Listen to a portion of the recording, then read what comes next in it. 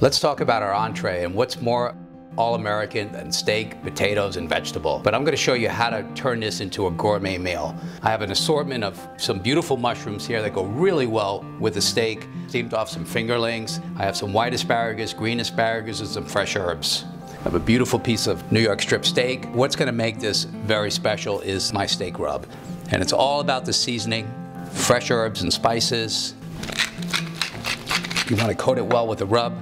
And I also have some sea salt. It's very important when you're placing a rub onto your meat that the meat is dry first of all, and that you put the rub on first before you add the salt, because if you put the salt on first, have the rub stick to it, it's not going to work so well. And we're just going to move it over to the pan. So we're going to add our fresh herbs in. I've cooked this steak 3.5 minutes on each side. We're going to let this steak sit here. We're going to let it rest a little bit. And next up, I have my mushrooms, my matsutakis, my hen of the woods, some creminis.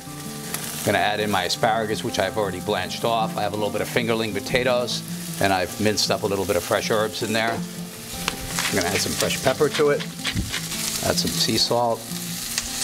And you can find this recipe here on dinnertool.com.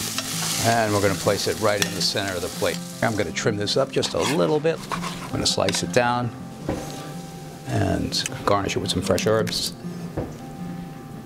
I used the fingerling potatoes instead of your traditional Idaho or Yukon Golds, and just put a little bit of love and passion behind it. And that's what it's all about.